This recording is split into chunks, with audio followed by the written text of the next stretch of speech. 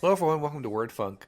I'm Leon Thomas, and I'm joined by Johnny Maloney and Austin Yorsky. I have a million things to talk about this week, and if you don't mind, I would love to start because it's so rare that I have so many things to talk about that it could fill the whole show. I won't. I obviously won't. Yeah, I went to an amusement park the other day, and it was the opposite of my experience at Six Flags in New Jersey, because as you'll remember, Six Flags is kind of cheap looking. At least the Six Flags that you've been to, right? I've been to two of them, and they all just look like elaborate chintzy. They look like carnivals without a theme. They're just like expensive carnivals. Okay, all right. So lay it on me, Mr. Amusement Park aficionado. Yeah, where did you go this time? Busch Gardens is where I went, and it is consistently ranked the most beautiful theme park in America. I might agree. You might go to like Disneyland. I'm sorry. I'm trying to imagine what constitutes a beautiful theme park. I'm literally going to tell you. So if you go to like Disneyland, you'll look around and say, "Oh, this is very expensive," and also just like plastic in a way that you feel like you feel the artifice, I guess you can say. Whereas Busch Gardens is just, it's very green. There's trees everywhere, and you go in each section is not like some sort of like goofy racist caricature land.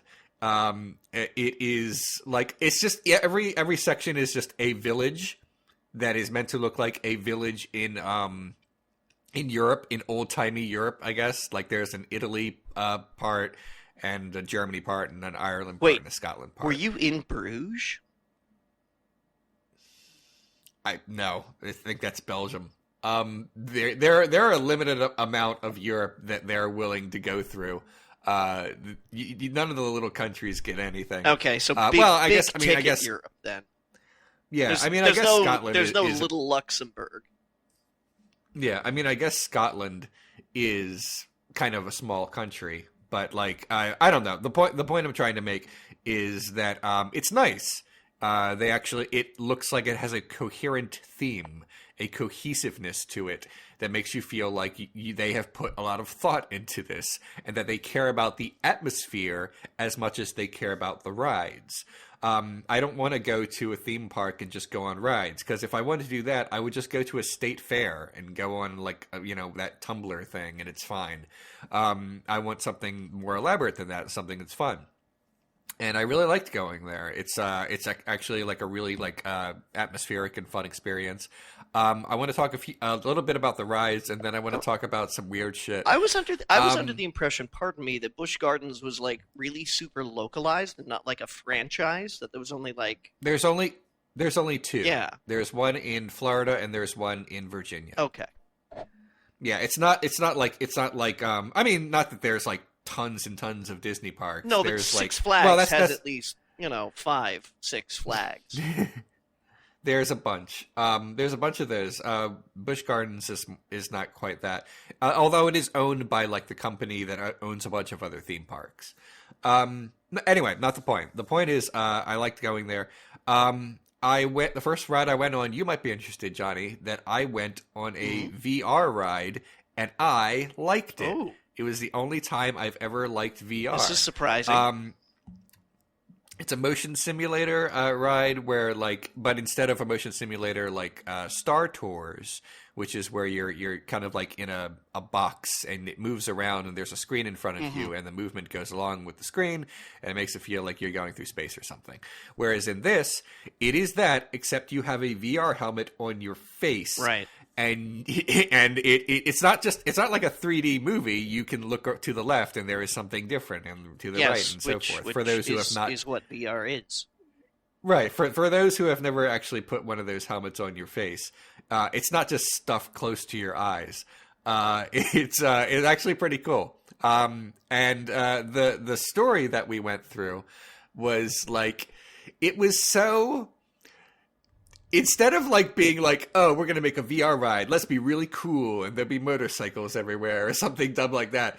Instead, it was just really sappy but sincere.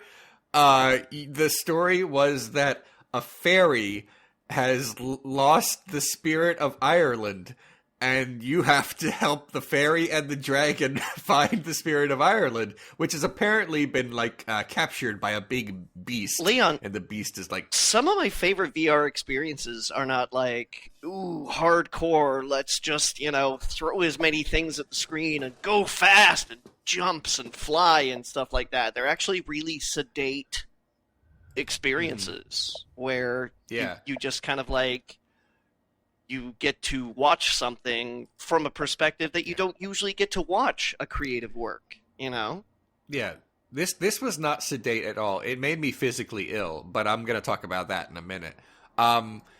Towards the end, I loved this so much because of how pure it was. To defeat the enemy at the end, the fairy says that we must focus all of our love for Ireland onto it, and then you kind of like point your helmet towards it, and it creates like a beam or something. I defeated it with the power of love. Whoa, is what I'm trying to say. Whoa. That sounds so very much like a Care Bear stare. Yeah, it was, and I loved it. It was great. Nice.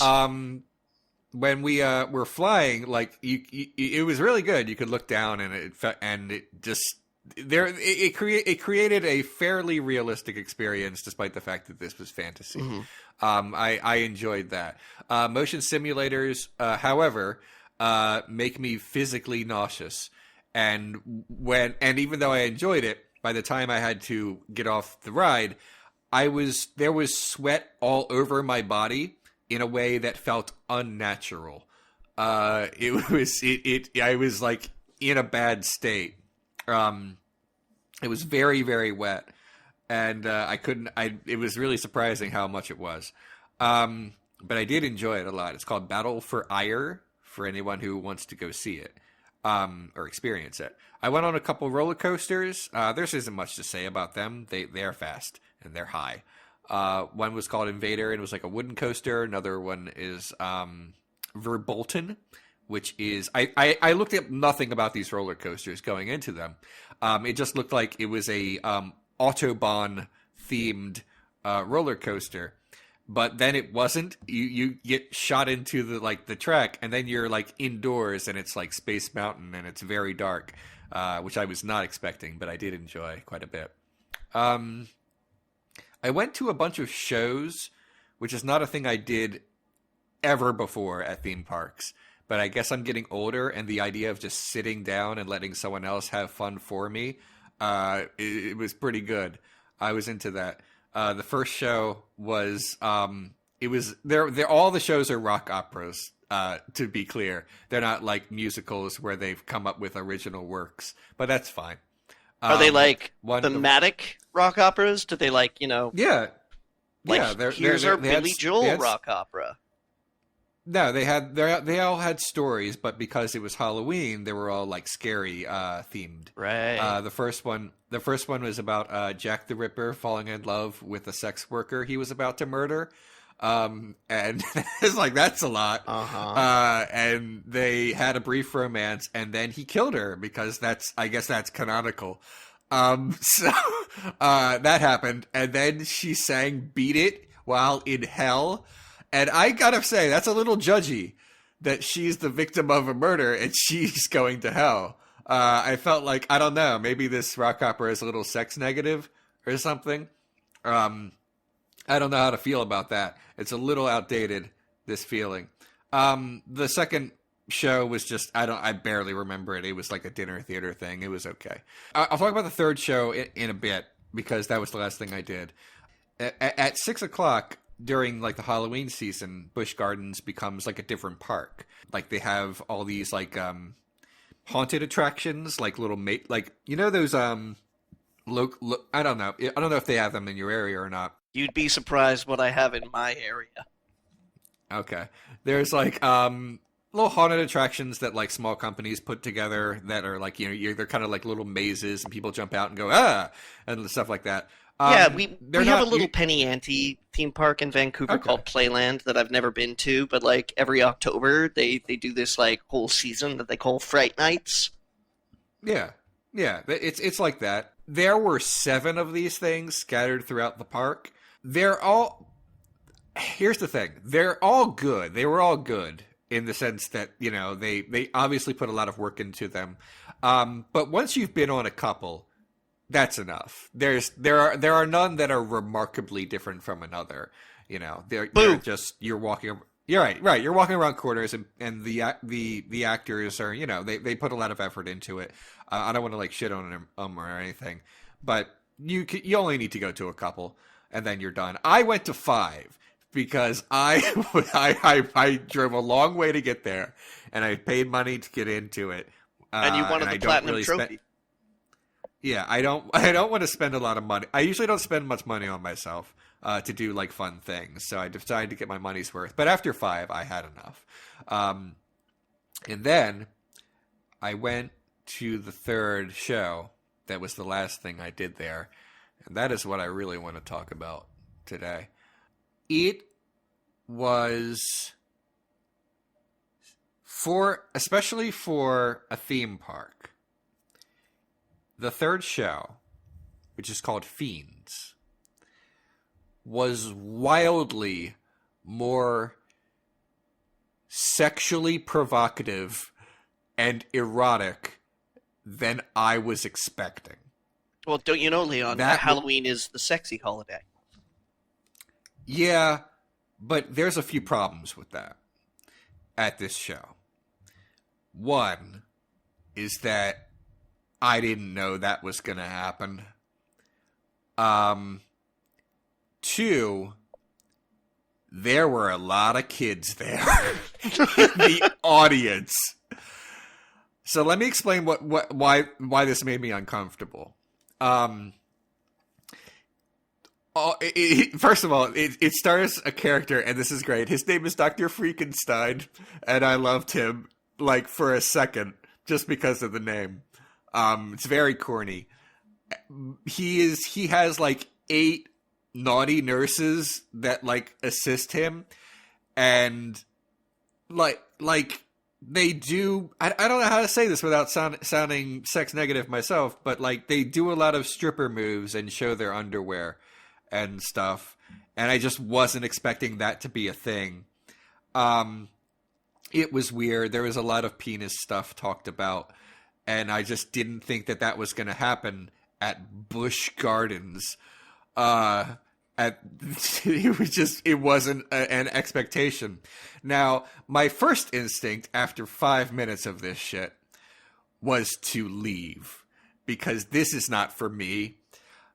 I'm not going to sit here and pretend I've never seen erotica before, but I don't watch it in a room with 100 other people. I don't know if you've ever had a friend who's asked you to come over and watch porn with them, but that's not a thing that you want to do. I've been to body shows and like cabarets and things like that are, risque. Sure. And if you're expecting that, maybe it won't be so jarring. Yeah. Or maybe if you're into that, then cool. Yeah, but yeah. I you mean, know, at no point in time was anybody like, "Hey, come ride the roller coaster," and then see somebody dressed up as like, I don't know, fucking Harry Potter strip in front of you. Yeah. It's usually one or the other. It is. I'm not into that, and also I wasn't expecting it. I thought it was going to be like the other shows where it's like there's violence mentioned, but not boob stuff that I wasn't expecting. Again, surrounded by children. I wanted to leave, but I had 2 problems. One is that it was really crowded, and in order to leave, I'd have to like scoot past like a dozen other people. And be, at the movie theater, it's a little awkward, but there's like room. This was crowded in. and I just felt weird about getting up. And second, I'd have to look a lot of people in the eye, and I was not prepared to do that at that particular point. So I just sat there for a half an hour while this unfolded before my eyes. Look, when you go, it's like if you walked into Disneyland and the first thing you saw was Mickey Mouse jerking off. It's just, there's like this tonal dissonance that just, it blew me away. Well, now you put an image in wasn't, my head. Yeah. Like, I'm sorry, but like, it's too much. I thought about staying like right before the show started. I was like, when the show's over, I got another hour and a half before the park closes. And maybe I'll go on another roller coaster at night. Won't that be scary? I'll go on the Loch Ness Monster at night. That'll be kind of cool. And that'll be the last thing I do, and then I'll go home. But after that show, I was like, done. So I got out of there very quickly. And that was it. I did have a good time, even though it ended on an unpleasant note. And I had a funnel cake, and that was good. And that was basically it. I have more things to talk about that are related to this trip, but I have been talking for a while. I would love to hear from either of you about your adventures over the past week, or really just anything else you would like to talk about. Austin? Did we lose Austin? I don't. I mean, I don't think so. His icon is still there, but he he probably was just like, you know what? Nah. He hasn't talked this entire time, and I was like, sometimes Austin's just quiet and he's sleepy, so I get it. That's kind of what I assumed. Well, actually, but Austin, are you there? Yeah, I'm just waiting because I just have made peace with the fact I'm never going to finish a sentence on this show ever again. That's just kind of how our dynamic has evolved. I just tried to give you the floor, friend. Right. You could have said all kinds of things about the naughty nurses, and you said nothing. I have nothing to add about any of that. Thank you. I mean, it's fine because, like, it was all awful. I was just hoping you would have, like, an awkward joke to say. But that's cool if you don't, because I wasn't in a talking mood for that half an hour while I was there. So I get it. Anyway, by the way, Busch Gardens, a very inebriated place, which I guess should not surprise you based on the name. But owned by Busch and Heiser. I assume. Right. I believe that's how it got started. I could be wrong. I think I watched a documentary about it once, and now I've forgotten exactly its origins. The most prevalent maker of rice beer in America. There is that. So yeah, I get that there was alcohol all over the place. That's not super common in the theme parks I've been to before, but some do, like Epcot does. Anyway, Austin, please, do you have some things for us this week?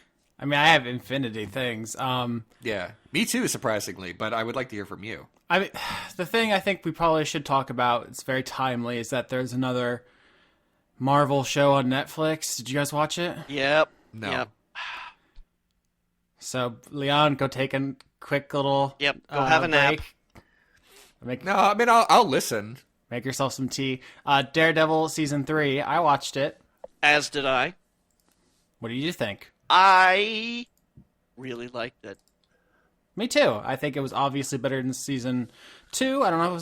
It's up there with Season 1. I have to think about it some more because when you step back and look at it, the story is Kingpin gets out of jail and then he goes back to jail. The end. Mm-hmm. So, but I mean, that's... The thing that did it for me was that it was a more unified arc than most of the Marvel shows have managed to do up to this point in time. Like when I think about my favorite seasons of the Marvel shows on Netflix, there's Daredevil Season 1, there's Jessica Jones Season 1, like Luke Cage Season 2 probably. But but even Luke Cage Season 2 suffers from this whole like, who's the bad guy? Is it this guy? Is it this guy? Is it this woman? Like, like it didn't... It dodged and weaved. It chicaned. It serpentined, if you will. And the thing that I really liked about Daredevil Season 1, Jessica Jones Season 1, and Daredevil Season 3 particularly was that there was a cohesive villain, hero, and then trials and tribulations in between. You know? Yeah. It's pretty much, this is once again the story of Daredevil trying to take down the big guy, Vincent D'Onofrio, who is of course incredible. Yeah. And the kind of twist this time is that Bullseye is there. I don't know if that's a spoiler. I knew right away who it was, but they kind of don't ever say his name or anything. So Yeah. yeah. Anyway, I thought that character was going to be kind of lame, and I came away impressed by the implementation, because it's such a stupid power, the ability to throw stuff good, and yet every time they fight him, it feels incredibly dangerous. Like, Yeah. at any moment he could just blow your shit apart. Yeah. And it actually ended up working for me, even though the main thrust of his character is kind of hackneyed, because it's like in the last Iron Fist, it was like the villain was like mental illness lady, and then Marvel trucks a lot in like a person who was traumatized as a kid. This is the reason they are. Actually, the other Iron Fist 2 villain had the same thing. Yeah. And this time it's like, oh, our new villain, he was traumatized as a kid and he's mentally ill. And I was like, cool. So just combining the two things you always do, that sucks.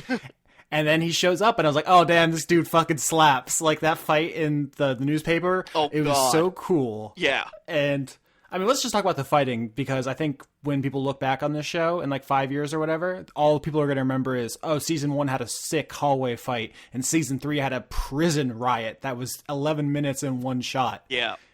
And they were both dope as fuck. What do you think? Best fights? I'm down with the newspaper fight scene was, for me, probably my favorite of the show, because the prison riot just seemed to me like they were aping the hallway fight in Season 1, which it definitely felt like, oh, we did that thing and it was really cool. What if we did it but more? Yeah, but it was still good. And I got no problem with that. That was good times, right? But yeah, but there was that scene where they go toe to toe in the newspaper office, and yeah, it was threatening.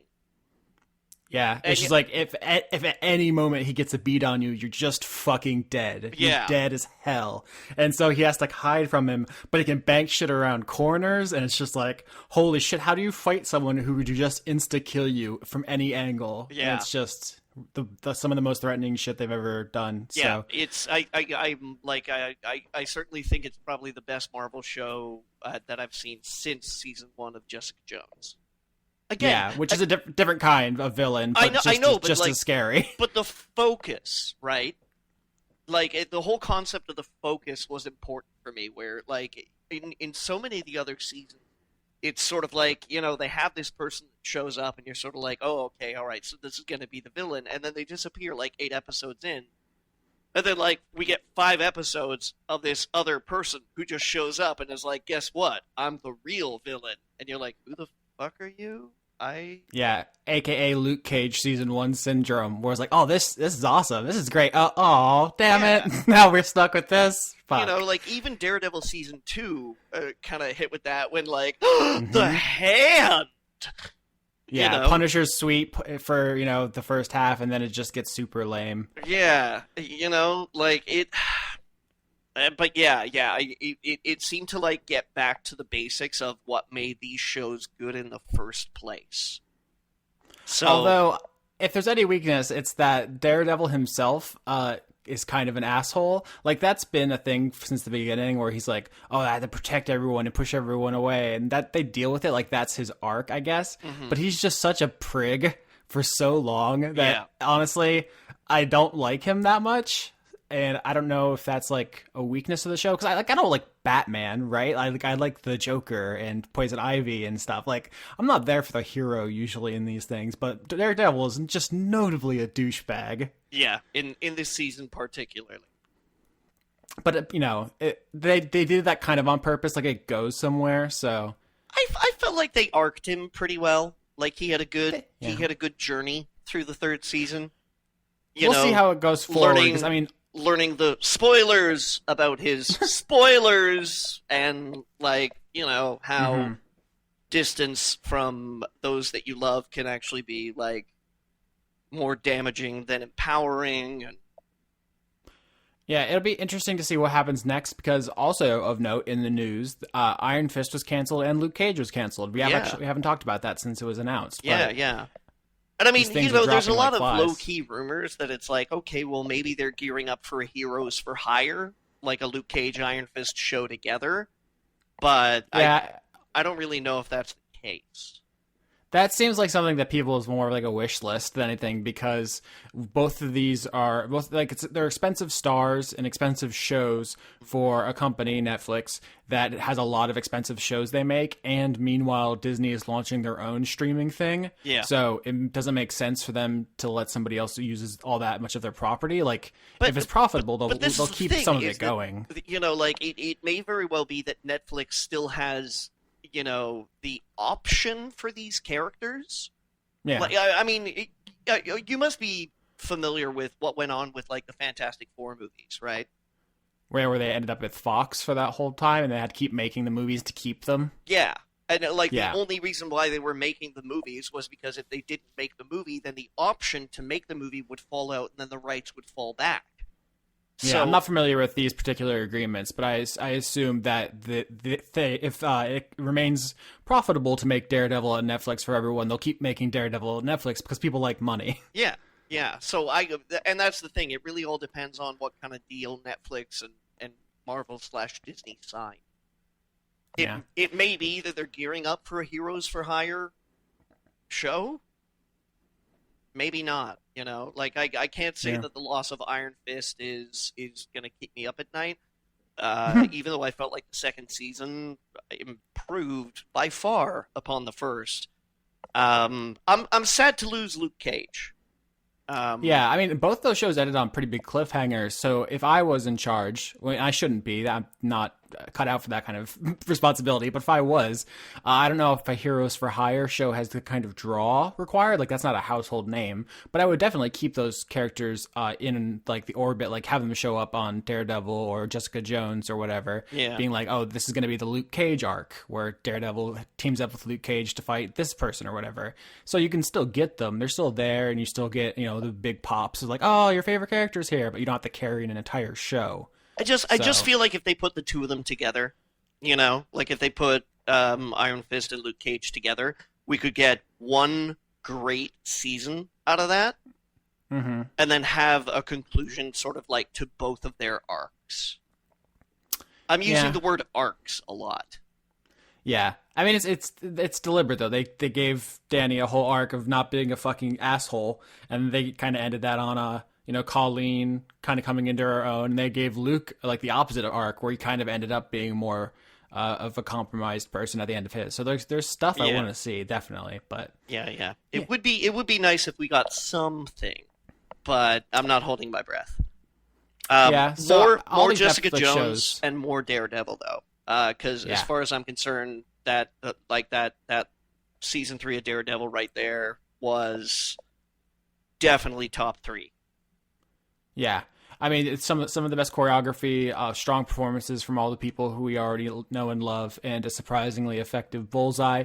I was watching because I'm not a comic book reader. My only exposure to the character is the Ben Affleck movie, where Colin Farrell is Bullseye, and it's a thoroughly ridiculous character.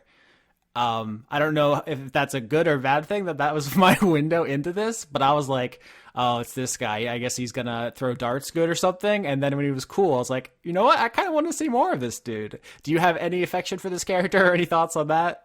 I was down with it. I recognized him kind of immediately. I only know him tangentially because I don't. You know, when I was reading comics, I didn't read a lot of Daredevil. I read some Spider-Man, so a lot of the Daredevil and Spider-Man villains kind of overlap with each other. So occasionally, you know, like I would kind of come abreast of Bullseye. But I know about him as a character because, like, I used to have all these fucking encyclopedias when I was a kid. Like, you know, the X-Men Universe Encyclopedia, the Avengers Universe Encyclopedia. Because when I was a teenager, I couldn't fucking get enough of this shit. So when they said his name, when they said, what the fuck was it? Like Poindexter. Poindexter? Yeah. Dex? Yeah, I was like, oh, I know who that is. And then I just went up and read up on the character a little bit again, and was like, I wonder what kind of take they're going to do. And it went pretty well. This whole frustrated, wants to be a big shot, super talented, but can't really keep hold of himself too well. So yeah, that was a surprisingly cool bullseye there. Is that Ben Affleck movie as bad as everyone remembers? I haven't seen it since it came out. Okay. Yes, it is. Yes, it absolutely is. There are worse movies, but it is bad. I mean, there are people who now say, like, oh, the Joel Schumacher Batmans aren't that bad. Everyone exaggerates. Our mutual friend Lauren is someone who constantly goes to bat for Batman and Robin. And I just got to... They're funny and campy. Like, if you're into that, then I can see, claiming that they are very entertaining movies. Yeah, she is the world's number one camp fan. Yeah, they're going for that feel, and if you're into it, then you're into it, and if you're not, it's heinous. They were really poor follow-ups to the Tim Burton Batman. Sure. It's very strange to think that this is all happening in the same continuity. It doesn't make any sense when you look at it that way. But I can absolutely see watching a movie like that and saying this has genuine value. Whereas in Daredevil, there's nothing to like grab onto like that at all. They were trying to make a serious comic book superhero movie, and it just kind of fell flat. Yeah, and then Ben Affleck and Jennifer Garner have a fight in a playground. Yeah, the thing about Batman and Robin is that it kind of gets the same kind of bad reputation. I mean, look, I'm not going to sit here and go to bat for it. There are a lot there. It's not a watchable movie for me personally, but people say a lot of the same things about Batman and Robin that they used to say about the old Batman television series from like the 60s or something.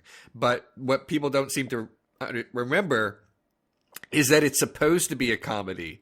People think like, oh, that's so silly. I'm like, yeah, duh. This is a comedy. If it made you laugh, then it worked on you, and if it didn't, then it's not for you.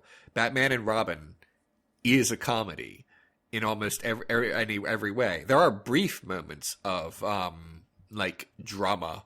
Alfred is dying, for example, but like 90% of the time, it's supposed to be goofy. I hated it as a child. I saw it in the theater, and I was not prepared for what I was going to see. But I mean, come on, I don't know. He cast Jim Carrey.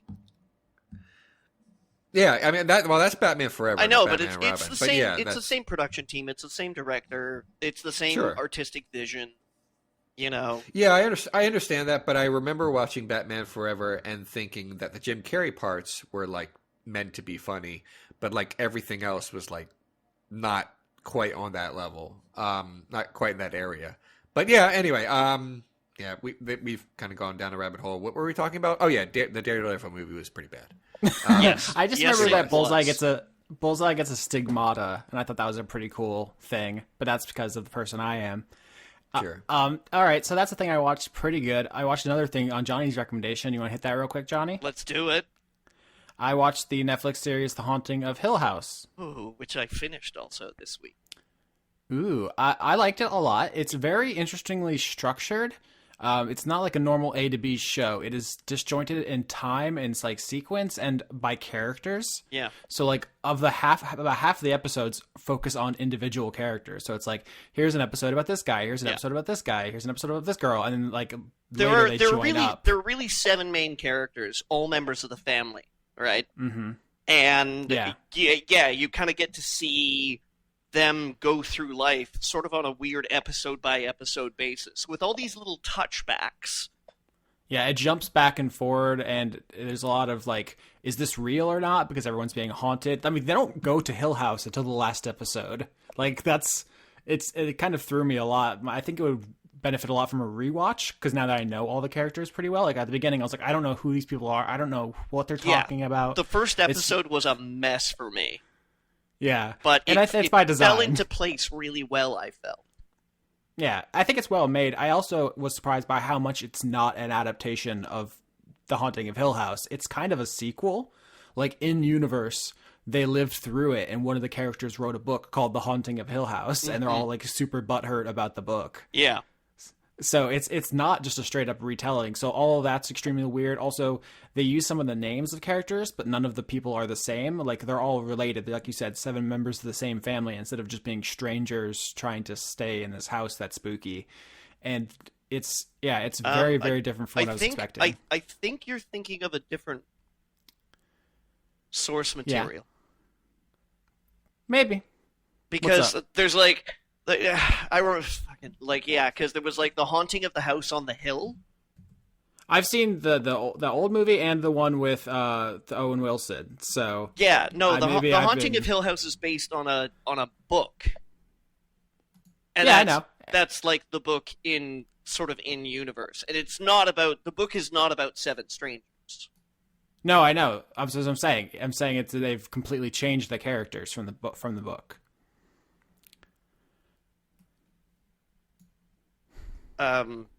Oh, Johnny, you goober. No, because in the book, it's like it's the family. In the book, in universe, I'm talking about the Shirley Jackson book. Yeah, isn't that about the family too? No, I don't think so. I love all these long pauses. Here, I'm just going to Google it. The story, okay, here's from the Shirley Jackson book. The story concerns 4 main characters: Dr. John Montague, Eleanor Vance, Theodora, and Luke Sanderson. None of those people are related. All right, whatsoever. Okay. All right, sorry, yeah. My bad, my mistake. Yeah. So I haven't read that book, but I've seen the 2 movies that were based on it. One which was good and one which was bad, but I kind of liked. I remember Renee Zellweger's in it, and someone gets their head blown off, which is funny. It's not good, but I have seen the TV show, which is not at all related. Basically, it's if anything, it's kind of alternate versions sequel where people are dealing with the trauma of having gone through something similar. That is kind of what the show is. Yeah. So I think it's a pretty effective family drama. There was a couple of good spooky moments. I started noticing like halfway through ghosts in the background and stuff, and I googled this because apparently there's a ghost hidden in nearly every scene. It is one of my favorite things about the show is just like seeing something in the background and going, the fuck? Yeah, it's a pretty fun game. I noticed it first when they opened up a door to the basement, and under the ladder there was a face. And I stopped. I just like paused the play, and I was like, "That's there, right? How come?" Because I wasn't sure if it was supposed to scare me or the character, because the character didn't notice it. And so I just kept, I unpaused it and let it play, and no one ever noticed it. So I was like, that was weird. And then I looked it up. I was like, oh no, there's just fucking ghosts in every scene. So I like reversed to like look through the whole episode. I was like, oh shit, there's a ghost in that window. There's a ghost around that corner. Oh my god, there's a ghost there. It's fucking wild. It's like not even Austin. Yeah. All right. Last week I said there was a particular ghost that gave me the Ghiblies. The Studio Ghiblies, yeah. Which one of those Studio Ghiblies ghosts do you think it was? I mean, there's a couple of really effective scares. There's one where they're driving and a ghost jumps out between the person driving and the passenger. There's one that's like the smiley ghost that you get a really close up on. That's not good. Mm-hmm. And there's the kind of the main story ghost, the bent neck lady, she's called, which is, I think, probably the most effective thing the show does, frankly. Yeah. I'm trying to think of another very spooky ghost. I haven't gotten it yet. There's the tall man with the hat. Yep. Yeah, that I liked him. I wasn't scared. I mean, I don't want to spoil it, but like his whole deal was like charming to me. I know it's supposed to be scary. He didn't get many jump scares or anything like that, but like we had those scenes with Luke out on the street. Mm-hmm. And he's like running around corners. There's always this man with a hat who's like standing facing in the other direction.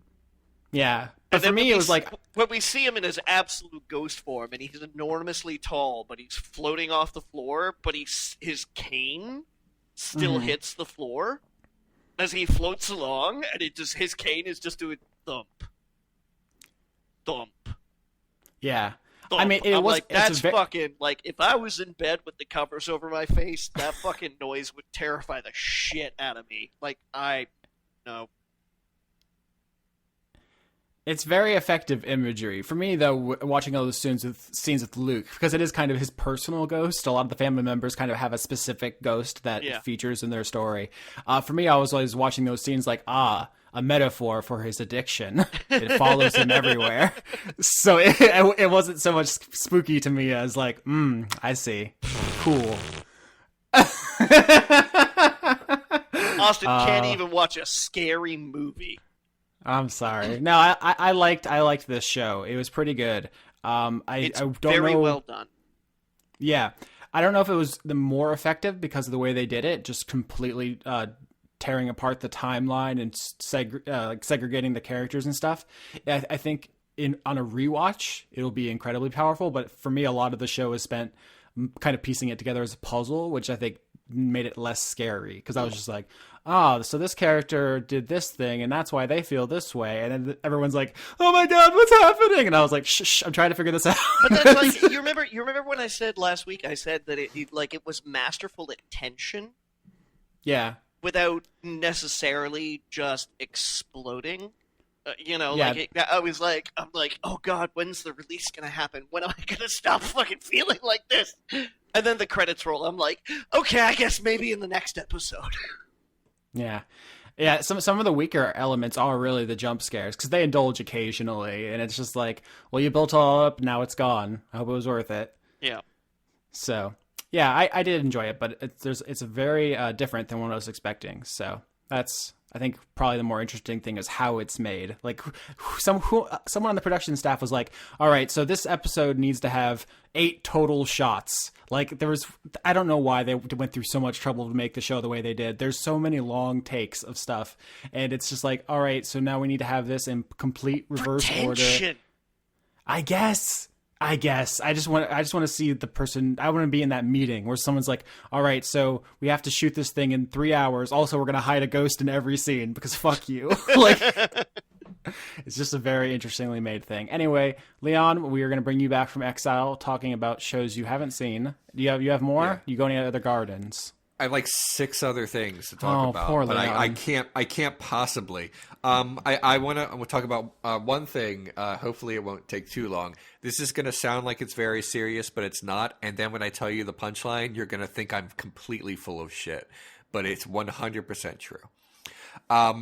So, in today's political climate in America, it seems like no matter what anyone says or does, there are just no consequences to it. Even like horrible things that happen, I shouldn't say people. Yeah, like bad nobody people. tries to mail pipe bombs to anybody or anything like that. Yeah, just let me finish. Yeah, that's kind of what I mean. Like, people will say, "Oh, this is just a false flag. This doesn't even count. This didn't even happen." People are dishonest about things that they said while recorded. And you could literally go back and see that they said those things, and it will still be denied. And that's so bizarre to me that that's possible, that there are no more rules in politics in America. Not that there were like ironclad ethics before, but at least there was like a framework for how things kind of could be done. But nothing matters anymore. And I recently learned that there is a politician running for a county executive. And I saw a sign for this person. And the person has a funny name. And when I saw the funny name, like, that's funny for me. It's not going to be funny for everyone, but that's funny for me. And then I thought about it a lot. And then I thought, you have the perfect name, not only to be a funny politician name, but to be the name of politics in 2018. And this person's name is Calvin Ball. Nice. His name is Calvin Ball. Yeah. And he's running for county executive in Howard County, Maryland. Is his slogan, "You make up the rules as you go"? I don't even know what his politics are, but I was just like blown away twice. Is that in is the that span beyond of you, a Austin? couple Do you not get that? He knows exactly what I'm talking about. We've used that term on this show. Yeah, I'm pretty sure everyone has to know Calvin and Hobbes. I mean, it's kind of a law. You would hope so, but we live in dark times. Yeah, There will come a generation that does not grow up with Calvin and Hobbes, and they will be the last. They are growing up right now without Calvin and Hobbes. This is something that I have to pass on to my nephew. All we have to do is update Fortnite to have Calvin and Hobbes skins. They'll be fine. Anyway, that's just a thing I wanted to share. I don't know if I had a point. I just felt like there was no way I couldn't not talk about it. I had a municipal election this last week, actually. How'd it go? It went well for me. Good. Austin, I'm do glad. you know the band DOA, hardcore punk band? Nope. No. Okay. Well, this is just like a thing. Did you vote for them? Well, no. This is the thing. I did actually.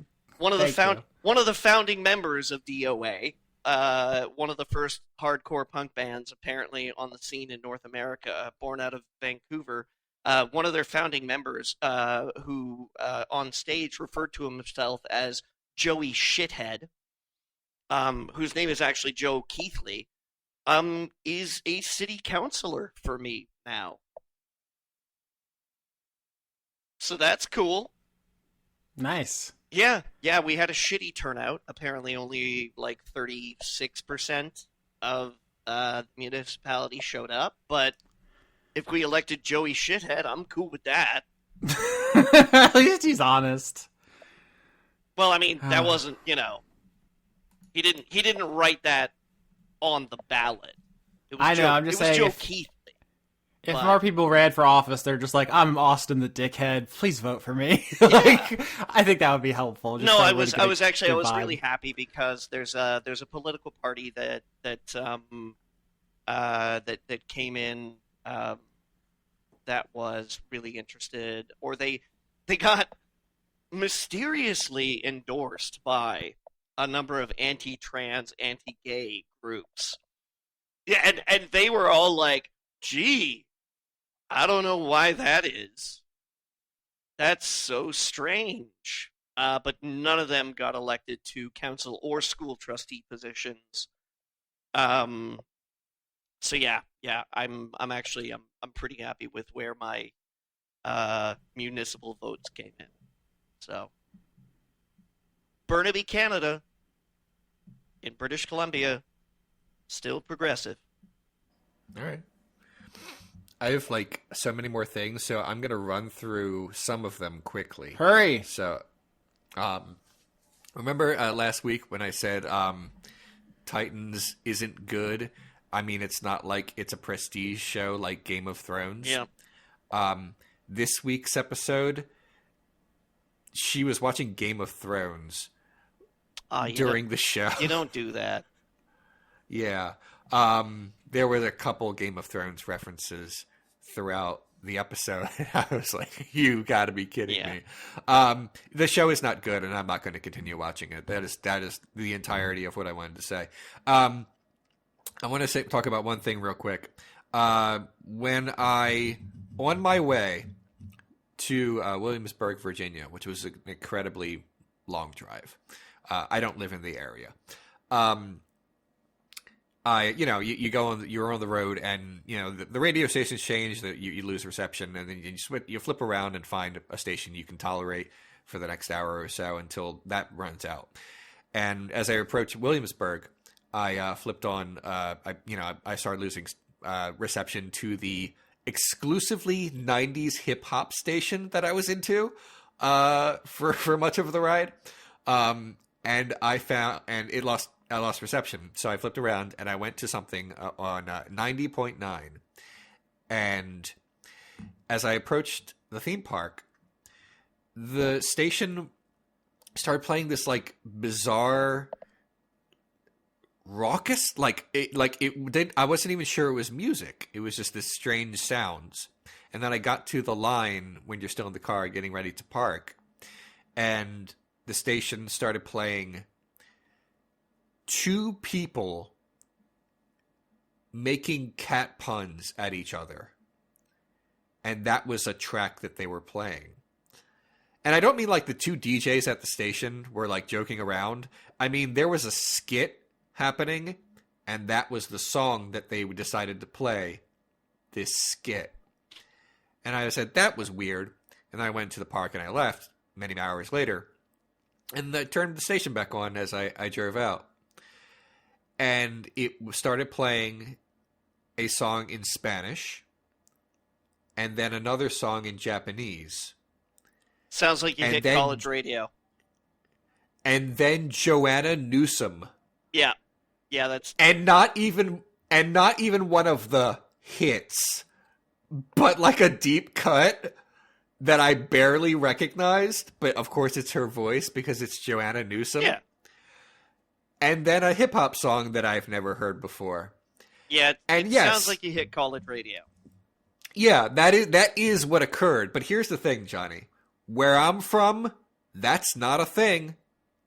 There's no college radio where I live or where I grew up. Mm-hmm. That's just not a thing. Yeah. That's not a thing.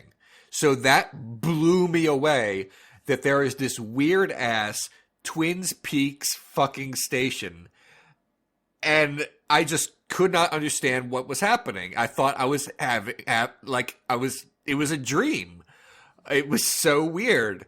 I don't know what the hip-hop song was. It was unrecognizable to me, which means it's either obscure or the biggest hit in the country right now. I do remember that the song had the worst lyric I've ever heard in my life. The lyric was the guy started talking, and then he said, I'm going to try to say this without dying. He said, "Eat my slime." And I couldn't deal with the fact that this guy was saying this to me. What? I couldn't. He didn't even say it once. I think he said it multiple times, like he really wanted us to know that he wanted us to do this. Oh, you haven't heard of the hottest new DJ, Lil Slimer? It was, I couldn't handle it. Unfortunately, it was at that point that the reception started to go. It didn't take long for it to die out, which might should have been another indication that this was just a college radio station. But like I've never encountered one before in my life, so that was a lot. They can be a trip. I went home and the first thing I did was turn on my computer and look up what it was. And as Johnny, as you predicted, yes, it was a radio. It was a radio station that is run by college students. Thanks for that. Not so much the guy who told me to eat his slime, but thank you to the DJs who never. There were no like commercial breaks or like no, that's dumb banter. Part of the joy of college radio. The other part of the joy of college radio is. A couple of people, usually young people, sitting around and trying to fill time between tracks going, "Hey, so that was Eat My Slime by Big Cheeks." Yeah, that's the weird thing. There was none of that. There were no station identifications. There were no like two DJs saying that was a good track. Let's listen to another one. It was just one after another, and the fact that there was no station identification was really throwing me off. Like I couldn't is this a secret? What did I stumble onto? Well, then you know what it is. It was just a kid with a laptop who was like, "I'm gonna do my DJ set." Yeah. I appreciate it. I appreciate there were no like two like dorks that kind of like, "Hey, this is Z-Man and the Dog Dick," and like we're here now. It's like none of that. Yeah, college radio stations don't do that. Yeah, thank goodness. So like, if you're listening, out there, thanks for that. I have a couple more things, but we've kind of gone over into question time, and I'd love to hear the questions for this week. Austin, All right, if you've got them. before we begin, Yeah, I just got one thing to say. go ahead. I saw a man.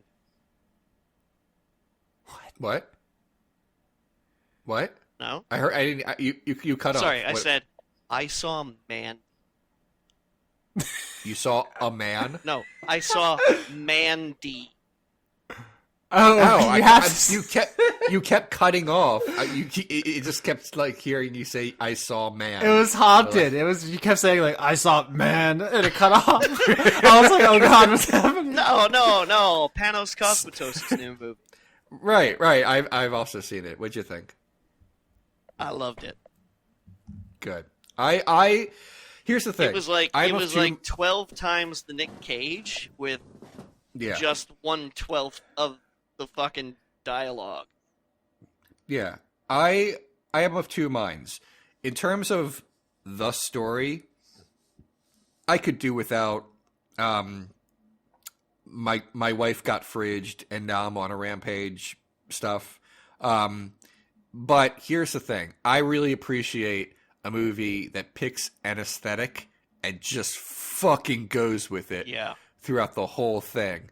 And if you like watching a movie as just like kind of like an out of body experience, sometimes this is definitely the movie for you. If you're looking for like a cool plot, I'm not sure this is for you, No. but yeah. But it yeah, was like it's like Hellraiser meets Mad Max meets like the most metal fucking music video you've ever seen in your entire life. yeah. It's a wild one. I can totally understand people just loathing this movie, and also people like thinking it's like the movie of the year. I was into it, although like I said, I have some reservations about some aspects of it. Yep, that's it. It was cool. arresting. Yeah, okay. Before we hit the actual questions, I just want to play a little game with you two, as an update to my Star Trek watch. Nice. I have hit the first episode of Star Trek that I think is great, just unabashedly great. Can you guess what it is? I just want to bring this up to Austin because last week you said that Star Trek: The Next Generation doesn't get good until Riker gets the beard. Mm-hmm. I am of the opinion that Star Trek: The Next Generation doesn't get good until they lose the zippers in the front. I know people have strong opinions about uniforms. I cannot grasp those details with my small brain. No, it's a good marker. Is that when you start a season of The Next Generation and suddenly like they don't have zippers, you're golden. Yeah. Is it duet? No, Okay. I don't know if I've seen that one. That's okay. Can you I don't. what show it was? Was it Deep Space Nine or Next Generation or? Next Generation Okay, all right. And you're in season. Which season? 2. 2. You're still in 2. Is it the? I mean, I can. Is it the one where Data has to destroy the water? No. All right, This is gonna take too long. There's like 26 episodes per season. dude. Um. All right. Oh. Is it The Measure of a Man? Yes. Oh, good. Yeah, Yeah. that is an excellent episode. Well, there it sits. Yeah, I loved Picard's speech. He has a lot of great speeches, but yeah, this once you get into speech Picard, you're in for a treat. Yeah, okay. What'd you think? Besides that, it was great. I mean, it was of course very good in all the ways Star Trek tries to be good, like to have a strong moral message and to have likable characters get into shenanigans. Shenanigans here being high drama, where they're forced to conduct a trial with two beloved characters against each other, with the fate of a third on the line. The trial is about whether or not Data, who is an android, is a person or not, and if he is not, then he's going to get disassembled in perhaps a dangerous way. So it may be construed as being his life on the line. And Riker has to basically be the enemy and argue that Data should be killed / disassembled, which is not how law works, but whatever. It makes for nice drama. I actually looked it up, and the script was written on spec by a lawyer, so that makes a lot of sense because there are no dangerous aliens. The ship is never threatened. It's just about AI rights, and that's cool. And it has a bunch of really thoughtful, dramatic turns, strong performances. Very like the best commercial break in history where Riker turns off Data and he collapses and he cuts like right then to black, and it's like, damn, boy just fucking slayed him in front of everybody. And it's just all around a very good, thoughtful episode. It doesn't have anything like gross or racist or any of the bad things about Star Trek that occasionally pop up, sometimes by accident. It's just thoroughly good the whole time. Right on. I just looked it up. The Measure of Man was nominated for Best Episodic Drama by the Writers Guild of America Awards. So that might, yeah. I'm just looking up so much about this episode now because I like it so much. Apparently, there are 13 minutes that were cut, and because obviously it can't go on that long, but there's an extended cut of this episode. I don't know. I'm going to have to look into that. Yeah, there could be more legal arguments because they do a very rudimentary trial. Like I said, it doesn't really hold up to like scrutiny. Like, why would you make his best friend be the prosecutor? That's just a conflict of interest that isn't acceptable. But whatever, it's just, a plot. No. His best friend is Geordi. Oh yeah, that's true. I love the episode where they go on a fucking Sherlock Holmes date. That was so good. They do that several times. Oh, it's so cute. I ship them definitely. But yeah, like there's a really strong scene where Whoopi Goldberg gives a speech about slavery to Picard, and it's like I was screaming that at the screen from the beginning, being just like, if he can make decisions and you consider him property, that's just slavery, which obviously eventually gets pointed out. But like the whole thing has it's the moral imperative of Star Trek, where it's just like, right is right. Be for good things. Be against bad things is just one of the most important lessons of the show. And sometimes they really fuck it up, and sometimes they nail it. So that's one where they nail it. Loved it. Yeah. All right. Cool. Let's do some questions. All right, questions. Oh boy, I'm gonna have to read some Halloween names, huh? Gasha Dokuro at Toshikuro on Twitter asks, got any spooky plans for Halloween this year? Nah. I'm going to be giving out candy to trick-or-treaters, and I'm going to be... But before that, I'm just going to be working all day on an episode. The day after, I have to leave town on business, and, like, I have to finish an episode that day. I mean, Halloween lands next Wednesday. Isn't that a recording day? Yeah, I know. We're gonna also record. We're going to live cast you giving kids candy for trick-or-treating.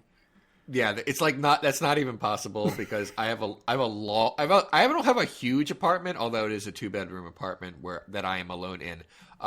So you have a huge apartment then?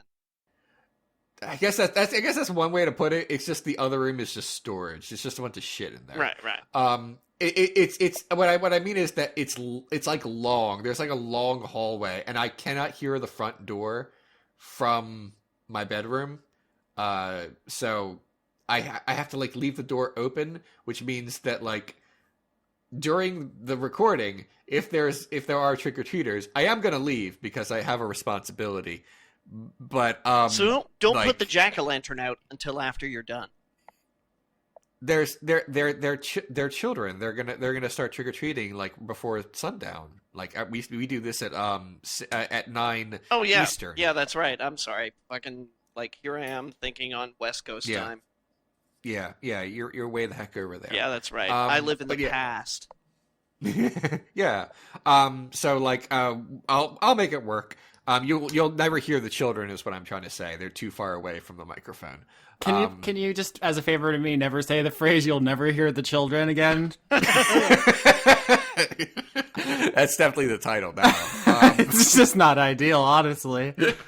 I know, but like it's pretty good. Okay, that's all I'm really gonna do. I'm probably gonna see Suspiria in a few days, but that's like pre-Halloween stuff. I hear that's good. I was really reluctant to think that somebody could remake Suspiria, but like I read somewhere that someone was like, the weakest part of the movie is Tom York's soundtrack. And I was like, what? Maybe he mumbles too much. Okay. And I'm sorry, Austin, did you have any spooky plans? No, I'm too old to trick or treat. I don't drink, so I can't go to any of the cool parties people my age would go to. So I'm just going to record this and probably play Red Dead Redemption, which I believe is out. My brother's getting it. So I was thinking about boycotting it because of the labor stuff, but it's just going to be in the building anyway, so I might as well just play it. Maybe I just have a spooky lifestyle. You're just living that Tim Burton grind. I just, like I live on my own, and I have like lots of black clothing, and I watch scary movies, and I cook meat for long times in weird, like, watery containers. Okay. Austin, don't kids knock on your door? No, I live in a college town, and everybody in this neighborhood is just a college student, so if they're just going to be drinking and fucking and in costumes, so that's disappointing. Have you ever given out trick or treat candy? Yeah, when I was younger and we lived in a neighborhood full of kids, but not since I've been an adult, because I lived literally next to a university since I was 18. So that makes sense. It's a fun rite of passage. It's like the corniest thing you could like, but it is nice. It's like, oh, you're a spaceman. It's cute. Anyway, that's it. Yeah. The couple of years in my teenage where I wasn't trick or treating, I'd stay home and give out candy. It's not that exciting, but it's cute that you like it. It is. It's good. I'm not going to dress up, but like I like it when the adults do. I think that's nice. I don't want to buy a costume. Yeah. You can just say you're Uncle Fester. You need to shut the fuck up. Fucking surgical. Come on, Austin. We all know that Leon has a much more impressive physique than Uncle Fester. That's true. Austin, yeah. Eat my slime. He's the guy from The Hills Have Eyes. Damn it. That was going to be my ending line when you say, does anybody have anything else? I was going to say, eat my slime, but you took it. It's over. It's less powerful now. It's my slime. So next, please. Yes, next question comes from the letter Q at Anarchic Q on Twitter. Asks, Austin, what are your thoughts on shows like People's Court, Divorce Court, and Judge Judy? How true to life is it, Austin? This is fun. I'm glad I know the answer to this. Judge Judy and all those kind of shows are not court. You're not watching court. You're watching arbitration, which is a similar process. It is still legally binding, but it is not the state. It's not a state legal proceeding. Arbitration is a thing where you basically sign an agreement saying this third party is going to help settle this dispute and it will be legally binding on us. So you go in there and Judge Judy can basically say whatever she wants. She doesn't have to follow the rules of court, as it were, which is why she can be so sassy.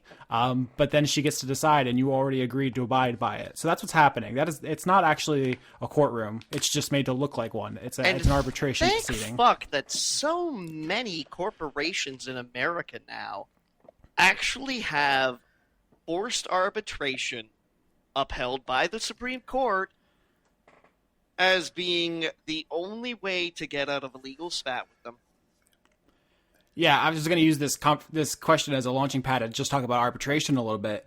I talked before about how 95% of cases get pled out, like people don't go to trial for like criminal stuff, only 5%, and even then, most of those don't make it to the end. Arbitration is like that for civil matters. Most civil lawsuits don't go to trial. Either they get there's a deal that gets struck, or they go to arbitration.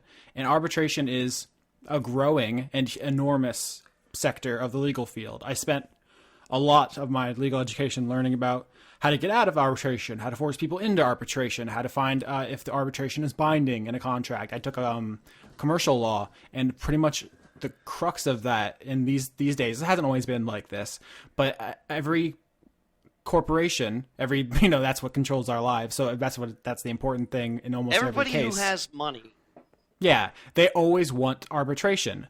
And you have to ask yourself why, right? Why is arbitration better than a court? And the answer is, who do you think pays for arbitration?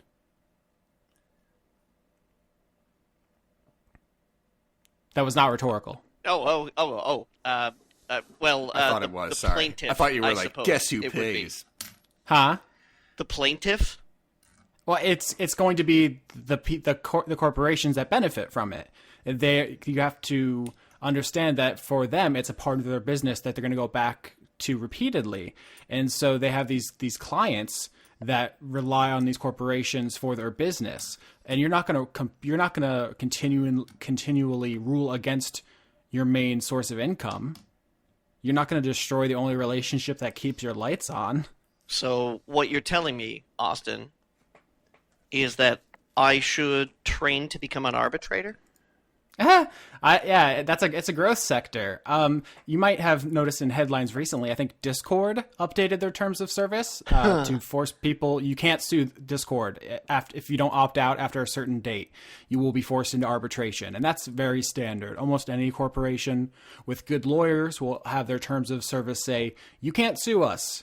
By using our software, by buying our product, by playing our game, you agree not to sue us. If you have any problems, come to arbitration, where my good friend Stan is a third-party, unaffiliated arbiter will figure out who's right and who's wrong. Stan's a good guy. He'll get you sorted out. Yeah, please don't look at the signature on his paycheck.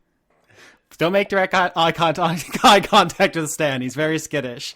So it's a very insidious thing that's worked its way into our system. If you are like me and you have concerns about who has the power in legal systems, if you are maybe a judge or a corporate lawyer, you think, well, this is just an efficiency. The courts are packed. We had to solve this somehow. This is just faster and easier for everyone. I think that's an asshole perspective to have, but that is one you will find. Oh God! Oh, I just sprained one of my eyeballs rolling it. There's always an argument, though, for everything I say on here. Maybe I don't give enough airtime to the opposite views, but for everything I say on here with authority, there's an opposite view that I think is shit, but it's usually out there. Anyway, Judge Judy is not obviously a corporate interest, except for the fact that she's like a multi-millionaire, but she basically takes small courts, what would otherwise be small claims courts, things off the dockets and kind of funnels them through her reality show. So not quite the same thing, but I thought it was a good opportunity to talk about that. If you can, and you probably can't because that's the way these things are set up, try not to get forced into an arbitration agreement.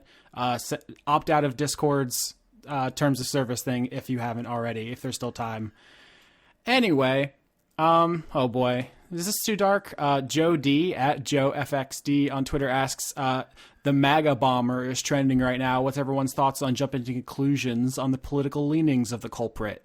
I wonder, somebody sent a bunch of bombs to prominent...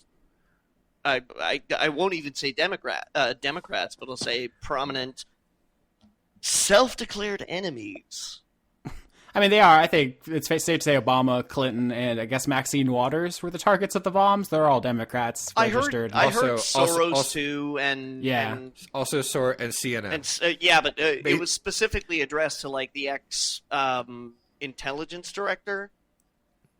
Yeah, the point being that CNN is also constantly berated by our current president. I love that the CNN is the right-wing boogeyman equivalent of Fox. Like to them, they're like, what? CNN's behind the scenes pulling the strings. Nobody on the left gives a fuck about CNN. We don't like them. They don't stand for our interests. They're just another news corp. What the fuck are you even talking about? What I have to say about this is that in any other time, this would be the story of the year. This would be the thing that like true crime people will talk about endlessly for like the longest time.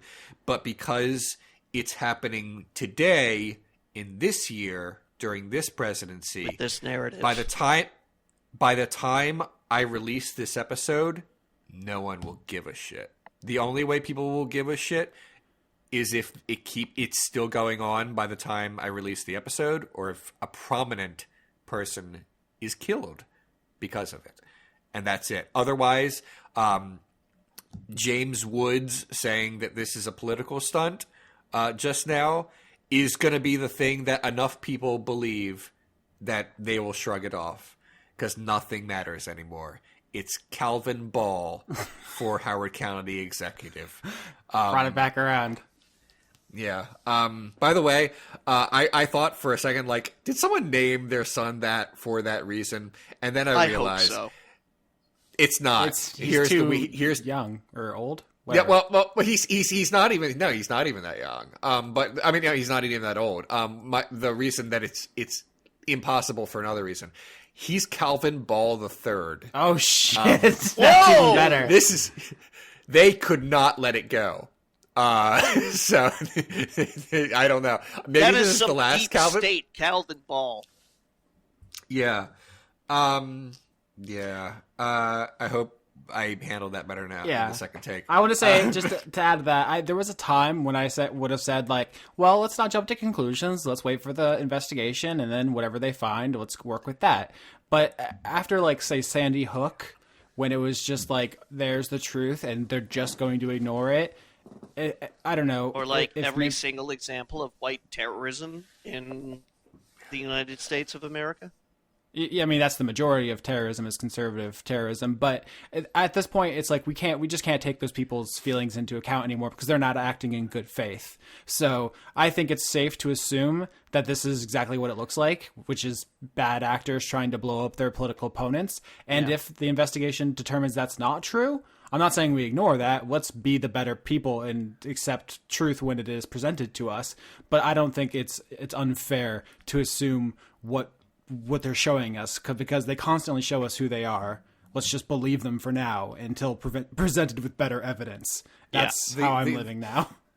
The weird thing about this is that when people say, well, let's not just assume.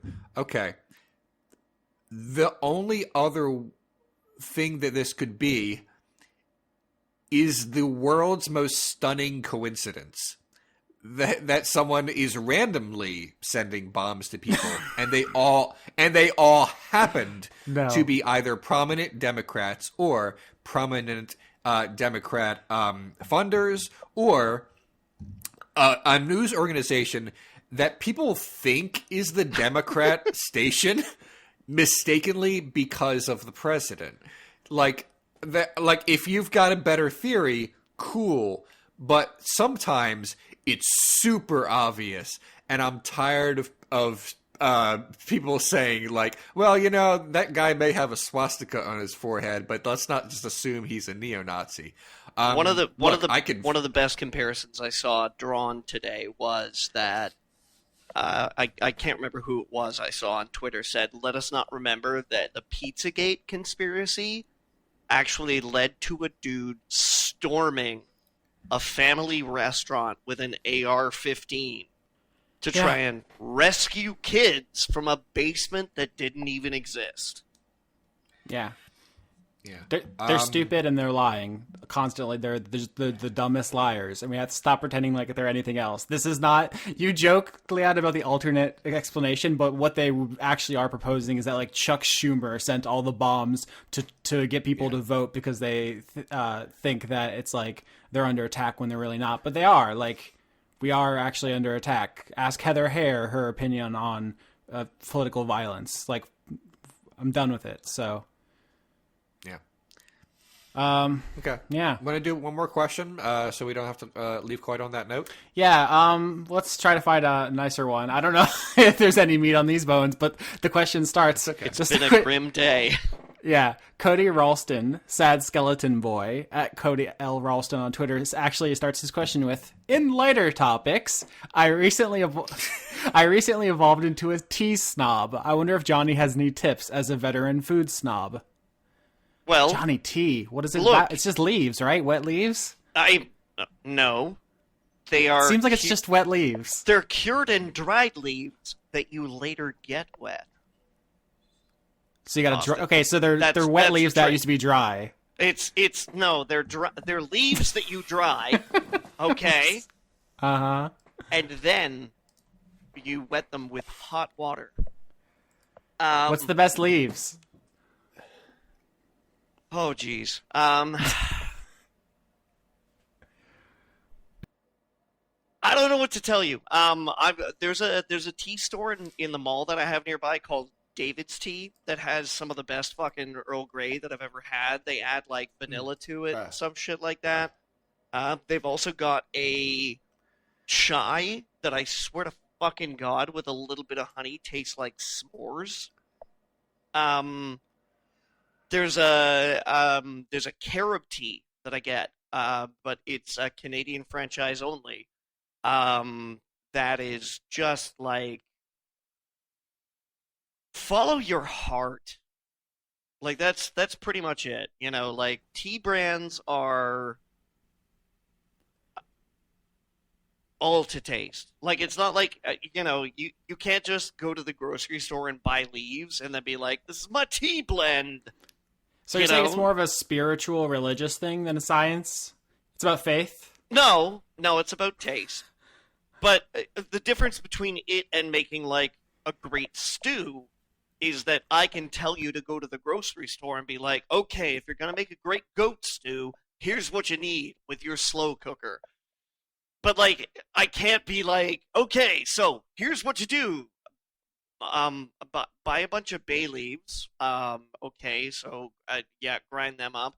You're also gonna want to get like this particular Ceylon brand of black tea because we're gonna have to mix that in there because you can't do that at the grocery store." Like experiment. Tea is just like one of those things where you gotta go out and find it. I mean, you can't make it yourself. I mean, maybe you can if you have that option of having like agriculture land, drying sheds.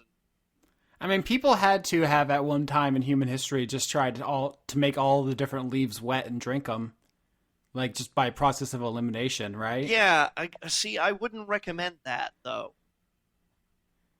I'm just saying that must have been a pretty cool job. Someone had a really sweet gig. I'm just gonna taste all the leaves that there are. I'm still amazed how coffee became a thing. Yeah. Check out this bean. Okay, here's what I'm gonna do. Just scrape all the meat off of it. Okay. Then I'm gonna roast it over a fire. And then we eat it? No. Then I'm gonna grind it down into a powder. They had a lot of free time back then. I suppose they did. These are some great takes. So I guess we're done. Anything you guys want to say before we go? Leon, will you at least taste my slime? I'll answer that question next week. I'll take my answer off air. Yeah. Yeah. Oh, by the way, sorry. Go ahead, Liam. No, yeah. Last week I said I was going to talk about the American Music Awards. Like, I'm sorry. I guess we're just never going to. The long story short is that like for Austin's benefit, I decided to like watch popular music or listen to popular music for a while. I watched the Taylor Swift intro where she danced around a giant snake, and I didn't know Taylor Swift was going to be the most metal thing on this show. That was not a thing I was anticipating, but there it was. All the other songs. I mean, I didn't so much like her song as I liked her style. She like kept like, I'm mad at stuff for some reason. Like, my life is great, but I'm still angry. It's cool. And all the other songs were terrible. Halfway through most of the other songs, I just stopped and listened to They Might Be Giants, The Communists Have the Music instead. That was a good choice. Yeah, I'm not even joking. Like, at least 3 times during the show, I just couldn't take it. I listened to a song I like instead on YouTube. I wasn't a fan. Every once in a while, someone would show up on camera that I actually recognize. I'm like, what? Tyra Banks? I know who you are. But like mostly it was just like strangers. It was like watching a bunch of strangers have fun, and I couldn't get into it. I know who Post Malone is now. He's some sort of like cartoon hairball. I liked him when he was pre-Malone. Okay. He wore bad outfits, and I don't know. I listened to a song that he does, and it was really awful. It's a shame. That throughout the entire night, just to spoil like all the anticipation and all the tension. They kept saying, like, if Taylor Swift wins 3 American Music Awards tonight, she will have the record. And they kept mentioning it over and over again. So it's like, you looked in the envelopes. You know that she's going to. And she did. And then she like told us to vote. And I'm like, that's fine, I guess. Thanks for that. I was going to anyway, but I actually appreciate that you like decided to not sit on the sidelines on this one. So yeah, that was the show. God, what else even happened? I wish Leon worked for Pitchfork and he could just write reviews like, I didn't like it. What a shame. Yeah, no, I'm sorry. Look, I don't know enough about music to even talk about it, and I don't care enough about it to have enthusiasm for it. So it's not that I think my opinions are really strong about music. I just don't care enough. And like I don't want anyone to think otherwise. That's it. We should go. I bought Valkyria Chronicles 4 and I love it. And that's it. I'll talk about that next time. I got something to say. Oh, I'm sorry. Go ahead. All right. I got 2 things actually. The first one, very briefly, I am undertaking a ritual of word funk. Uh-oh. Gentlemen. Uh-huh. I've watched the first 4 episodes of Bloodline. Oh. Oh, good. So we'll update next week when I've probably finished the entire series. Okay. And I also want to read you this. It's very brief. Oh, Lord. Okay. Oh, no. No. No, it's very brief. All right. Okay. So for my municipal election, there was a little pamphlet that we got mailed out that was like, these are all the people that you can, like elect for, and it was all like, as a parent of children, blah blah blah, so on and so forth. Okay, but there's this guy who was running for school trustee, and I'm gonna read you his bio, which is 1/20th as long as anybody else's. All right. This is his pitch about why you should elect him as a school trustee. A dad of a 3-year-old boy who is very concerned with sex education in school. Wait, is the boy concerned or is the father? Because that sentence isn't like, it's confusing. It's not great anyway. You contextualize that. But that was like, that was it. That was it right there. That was his vote for me pledge. Okay. So. Okay. All right, and his name was Calvin Ball.